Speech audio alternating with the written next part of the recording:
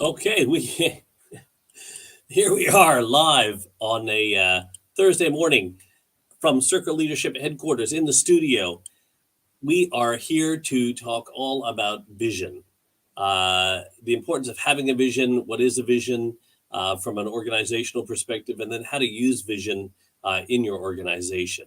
I'm going to flip a little bit to the whiteboard just for some small bits and pieces through this. So pretty excited for this part because this, with organizations, when it comes to vision, I find a lot of people find vision to be kind of the fluffier piece, the bit where purpose is really get that, and mission, yes, okay, and values. But vision is that it's so far out there. It's a big fluffy piece. Do we really need to have a vision? Do we really need it? And so hopefully at the end of this live stream, you'll understand the importance of having a really inspiring vision for your organization. So let's just start with, what is vision? So vision to us is a picture of the world, 10, 20 years from now. Like what is the world going to look like 10 or 20 years from now? Because you guys got up every single day on purpose through your values, building the organization that you did and evolving it along the way. What is the world that you're trying to create? What is the impact you want to have on that world? Now, I want to just touch on the world as well, because a lot of people go, well, our business isn't going to impact the world. When I talk about the world, your vision is your impact on the world, the world that you imagine, the world that you want to see. It's your world. And not you selfishly, but the people, the world that you serve. Like it could be your demographic, it could be geographic, it could be industry, it could be whatever. What is the impact on that world? It doesn't have to be the world, but the impact on that world. And it's really important to understand this because if you're right now, if you think about this vision, well, we're not going to impact the world, so what's the point in having one? Well, you're going to impact your world, I assure you. And also the other challenge when people are sitting there going, well, it doesn't impact the world. Well, hopefully you understand now it will impact your world. So it's what is the impact we want to have on our world, whatever that is for us. The other part is a lot of people, well, I'm not too sure about the future, so I don't want to have this big inspiring vision of the world or our world because I'm not too sure. So if your vision is small because you're uncertain of the future, you're missing the point of having a vision. The whole point of vision is to create a picture of the world that's bigger than all of us combined and something we can't accomplish alone. Okay, let me repeat that one more time. The whole point of having a vision and what a vision should be about is an inspiring picture of the world, your world, that's bigger than all of us combined and something you probably can't accomplish alone. Okay, that is the point of a vision. And you may have seen some of the things we've produced in the past or even in the book Simplified, is that we talk about there's three things that people want from an organization. So the first thing is that they want is something to believe in. So that's that sense of purpose, right? So that's why we have purpose, is something to believe in. Second thing they want is someone who believes in them. And this is why we have values, to empower our people to make smarter decisions. And they know that the leader believes in me and they're empowering me to make smarter decisions, allowing me to take more responsibility and ownership for my work. So I have something to believe in. I have someone who believes in me. Now, the third thing that I want is someone to believe in. And that is a leader with a vision of the world that's far greater than all of us combined and something we can't accomplish alone. So when you have something to believe in, someone who believes in me, and someone I can believe in, those are the hallmarks of a very invincible culture. That's how you have the ability to capture the spirit of your people. And please remember, when you're capturing the spirit of your people, that is your one true sustainable competitive advantage you have in business. You can have all the technical advancements and things like that, bricks and mortar, you name it, clicks, whatever it is, brick and click, anything you want in your business. But the one that's going to win is the one that's going to be able to capture the spirit of their people, because that is your one true sustainable competitive advantage. And that's why you need those three things. And vision is the third thing. So please also understand that when I see a lot of vision statements for organizations, our vision is to have, like 10 circle leaderships all around the globe and da-da-da-da. That to me is not a vision. That is more lined up with your mission rather than your vision. What is the impact? If you had 10 of your things all around the world, what's the impact of you having those 10 businesses all around the world, those 10 locations, or being able to serve the globe or in your country, wherever it might be? What's the impact of that? So let's, I should just flip to the whiteboard now.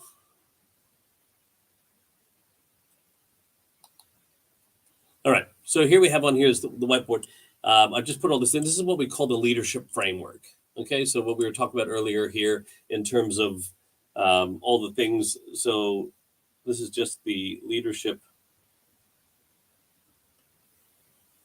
framework. The three things that you must have to build an invincible culture. And once again, those three things, of course, is purpose, values, and vision. But this is how it all works together, okay? Why you need to have an inspiring vision of the world, and why it's so important in terms of building your strategy that you have this inspiring vision. So it's not just this big fluffy picture and things like that. It is an impactful statement. So please understand that if we get up every single day to live this purpose, okay, we do that 365 days a year, and we do that for 10 years. That's 3,650 days in a row that we've actually got up every single day to passionately solve this problem. And we've done it through the lens of the values of our organization, made all smarter decisions. So everyone's engaged, come to work for the same reason every single day, and made smarter decisions through the lens of our values. If we did that for 3,650 days, what would the world look like? Our world, what would that look like if we'd been doing that? What's the impact that we're going to have on that world? So for us, for example, at Circle Leadership, our organization, I'm also going to bring up a couple other ones here to share with you. So just bear with me 2 seconds. Here we go. Just ones I can read out for you. So ours actually is, can you imagine a world where every business is led on purpose or thrives on purpose first?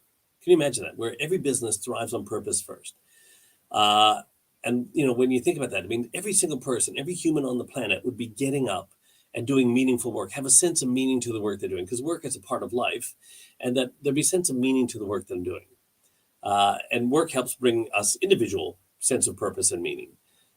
So can you imagine a world where every single business was that first? It wasn't all about profits first. Everything was about purpose first and people having meaningful work. And you imagine how much more enjoyment and how much more engagement people would have in the workplace if they found a sense of meaning to the work that they're doing. Can you imagine that? Just think about what that world would look like. So when we sit there and get up every single day to keep evolving leaders and businesses to stay relevant every single day through the lens of our values of simplicity, insight, wisdom, caring, everything like that for over the 3,650 days, that's the world that we want to create. We want to create a world where every business thrives on purpose first. Right? A couple other examples of organizations. So one of our great things, Rob and Elisa from Quantum HR, they see a world where organizations think and act human first. Can you imagine where every business on the planet thought about their humans first, right? Thinks and acts human first. One of our clients in Canada, they're doing this amazing work in the space with cancer and everything like that. And they see a world where people with cancer live long and healthy lives. Yes, cancer just becomes an inconvenience to people. And right, so, but they can live long and healthy lives, even with cancer.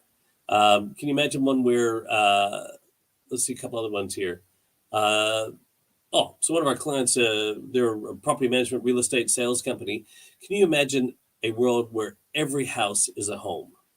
Every single house is a home. Everyone feels like they have a home, right? End of homelessness, everything like that. Like what an amazing world that would be. So these are just some of the examples of different vision statements that they're massive. Now, our statement, the people who are working on the cancer thing, the real estate agent clients, people like that. Okay, someone should put a great comment up here. Let me see if I can bring it up the screen. Arouse in others an eager want. Absolutely. Thank you for that.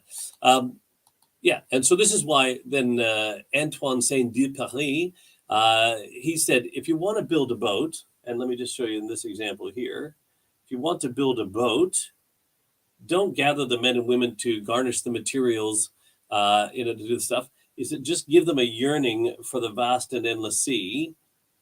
So just give them a yearning for the vast and endless sea, and they'll do whatever the heck it takes to build the boat. Now I'm paraphrasing. All right, so if you get people excited about this future, can you imagine a world where that? And in order to do that world, to have that world, this is the business we have to build to start creating that world. And then we can rally every single person around this, every single person around this boat that needs to be built. Okay, and this is a really cool part with vision and why it's so important. If we've identified our purpose, so we know why our business exists. Let me just get some color changes here. So everyone is engaged. We have a set of values where everyone is now empowered. We have a vision where everyone now is inspired. We have this inspirational picture of the world now. All we have to do then is go, well, who would we need to become then as an organization to start creating that world we see? And this is where the evolution of your business begins. And this is where the connection of culture and strategy come together. Because our culture being, this is going to get messy as usual, these three things, then our strategy is born from that. So if this is why we do what we do every single day through the lens of these to create this world, then all we have to do is say, who do we need to become then to start creating that world? And this is how you create the link between culture and strategy. So I just got another comment coming up here. Right, yes, so Lisa, to put your pain will push you until your vision pulls you, 100%. Which would you rather? Absolutely. I'd rather you be here pushing the button so I can concentrate on what I'm doing and not having to be checking the comments as they're coming up too, Lisa. Where are you? What's going on? So guys, so please understand this. Purpose engages people, values empower people, vision inspires people, but vision is also so important to us in an organization because if that's the picture out 10 years from now, let's bring this. So if that's our picture of the world 10 years from now, we can drop into that and go, well, who would we need to become then in the next 3 years to start creating that world? And that's what starts to build the evolution of our business. And that's what creates, so I have to let you into the in-house running circle leadership jokes. Yeah, I'm really good at pushing buttons, but they're probably the wrong ones for most people. So this is how we create the alignment between culture and strategy. And this is where instead of culture eating strategy for breakfast every day, like as we've been told through management gurus over the years, what if culture and strategy were in total alignment where culture acted as a shield and protected our strategy? Well, this is how you create the alignment between the two and create this way where culture wraps around the actual the strategy of the organization to protect it. So purpose, values, vision, the impact we want to have on the world. What is the world going to look like? Imagine a world where, and then we can backpedal that, which we're going to talk about in the next week, is how do we craft that mission statement? Then who do we need to become to start creating that world that we see? Right? So when you start thinking about this sense of vision and building a vision for your organization, it starts with getting your purpose clear, getting your values, and said, if we got up to 3,650 days in a row, or 7,300 if you want to 10, 20 years out, whatever distance you want to look out there, if we did that for that many days in a row, got up for this reason, did that through the lens of these values, the unique thinking of our organization, what's the impact that we're going to have on the world, right? What is the impact that we're going to have on the world? And remember, the world being your world. So get there, give your team a yearning for the vast and endless sea, get them inspired by the, more and more of what impact we're going to have on the world, the more we rally together. The reason why we all come here, the reason why you're empowered to make these decisions is to make the world a better place. And I think that's, I would love to work for a place where I know the impact that we're having on the world, which is why we created our organization. Did you just create organizations to replicate what's already happening, or did you create an organization to make a difference in the world? That's totally up to you. We started our organization to have a positive impact or productive impact on the world. Why'd you start yours? Right? And it's great you have why in terms of your purpose, but then if you've been doing that for so long, what's the legacy? If you imagine here, the legacy component of the vision.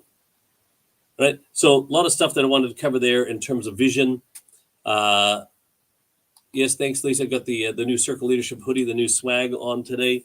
Guys, go craft a inspirational, powerful, pulling vision for your organization. And the easiest way to do that is just ask yourself the question, if we got up for 3,650 days in a row to passionately solve this problem in the world through the lens of our values, what would our world look like if we did that? What would be the difference we would see in the world or our world if we did that for 3,650 days in a row? What would it be? Can you imagine a world where we see a world where? What is the world that you see? Until next week, guys, thank you very much for tuning into the live stream. If you want our vision book, put hashtag Vision Inspires, and we'll make sure that Jordy gets you a link to that hashtag Vision Inspires. And look forward to seeing you guys next week when we're probably going to be talking about mission. And so the next thing we're dropping down for vision, how do you create the organization that helps you to start build that world that you see?